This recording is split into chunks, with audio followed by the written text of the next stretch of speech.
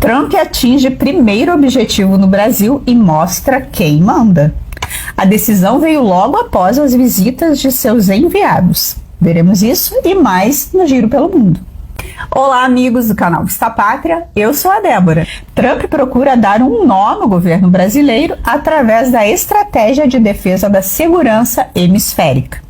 Enquanto o governo Lula está desnorteado olhando as sanções que virão contra Moraes, Trump já ataca em outra frente que vai trazer muitos problemas para o regime brasileiro. Além de sofrer penas por conta da violação dos direitos humanos por Moraes e sua trupe, Trump está desenhando todo o cenário para punir as autoridades brasileiras por cooperarem com grupos de terror.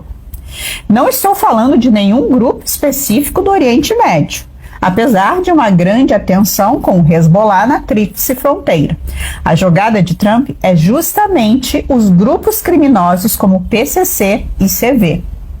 Quando os chefes do Departamento de Sanções dos Estados Unidos vieram ao Brasil, um funcionário do Ministério da Justiça disse que o governo Lula se recusa a classificar esses grupos como grupos de terror.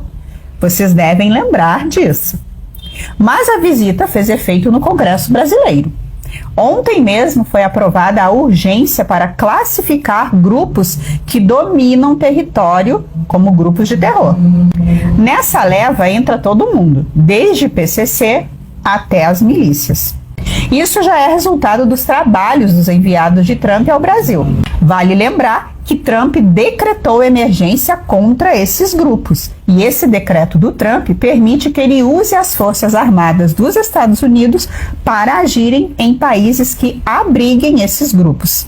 Igualzinho os Estados Unidos fazem no Oriente Médio, usando drones para eliminar líderes desses grupos. E, em alguns casos, até com ataques aéreos mais amplos, como vemos no Iêmen. Existe um medo constante do México após esse decreto, de que em qualquer momento os Estados Unidos entrem no espaço aéreo mexicano e despeje bombas na cabeça de algum líder de cartel. Com o Congresso Nacional reconhecendo esses grupos brasileiros como grupos de terror, isso legitima ainda mais as ações de força dos Estados Unidos no Brasil. O general Tomás Paiva, já sabendo disso, impediu a visita do comandante militar do Sul ao Acre. Alvin Olsen foi barrado, pois o exército não quer que os americanos vejam o que está acontecendo por lá. Porém, Tomás Paiva esqueceu que os Estados Unidos possuem o maior sistema de satélites de monitoramento e a maior agência de espionagem do mundo. Então, não adianta o Paiva tentar esconder. Mas o fato é que o Congresso tomou uma chamada e resolveu agir, independente das pressões do STF e do Lewandowski. Parece que o porta-aviões já não é um delírio do Alexandre de Moraes. Por falar em Moraes, ontem a CNN trouxe uma análise sobre as tais sanções. Eles acreditam que elas virão no segundo semestre. Eu apostaria antes. Mas o que me chama a atenção é essa constatação de que o regime brasileiro ficará perdido. Vai sair alguma sanção para o Alexandre de Moraes, vai sair uma sanção para o Paulo Gonet.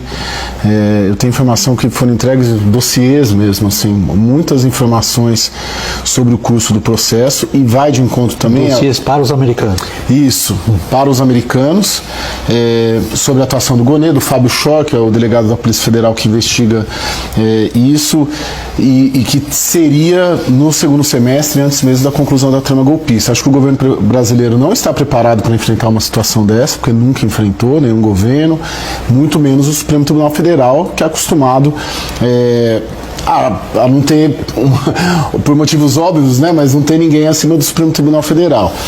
Então, acho que vem algo forte e eles não saberão como reagir.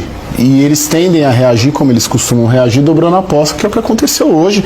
E ok, tá tudo certo, é do jogo, mas em nível internacional não vejo a capacidade de reação.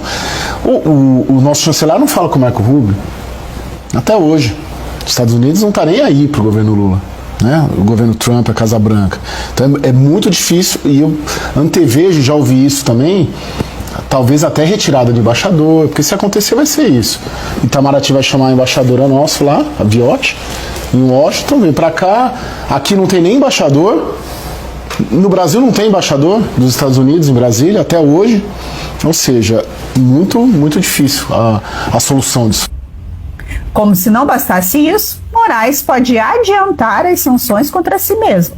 Infelizmente, mais uma pessoa teria que ser presa para isso ser adiantado. Mas faz parte desse processo de luta pela liberdade do nosso país. Moraes está arrumando um jeito de prender Bolsonaro antes do julgamento. Ele intimou o presidente a depor sobre as ações de Eduardo nos Estados Unidos. Moraes se vale daquela vaquinha que o Gilson Machado pediu, dizendo que era para o presidente bancar Eduardo Bolsonaro nos Estados Unidos. Declaração que o próprio Eduardo desmentiu depois. Mas o fato é que Moraes se apegou a isso para enquadrar Bolsonaro, alegando obstrução de justiça. Isso está sendo noticiado no mundo todo. E caso eles prendam Bolsonaro, será mais uma jogada desesperada. Agora vai aqui a minha opinião. Bolsonaro deveria pedir asilo na Embaixada dos Estados Unidos. O embaraço internacional escalaria para um nível insustentável. Esquece esse negócio de encarar um sistema completamente enviesado de peito aberto. Não é vergonha nenhuma ele fazer isso diante de tantos abusos. O governo brasileiro não tem moral para criticar, já que deram asilo para uma corrupta do Peru. Bolsonaro tem que entrar no mesmo espírito de resiliência do Eduardo, que declarou que mesmo com a ameaça contra o pai dele, ele não vai recuar.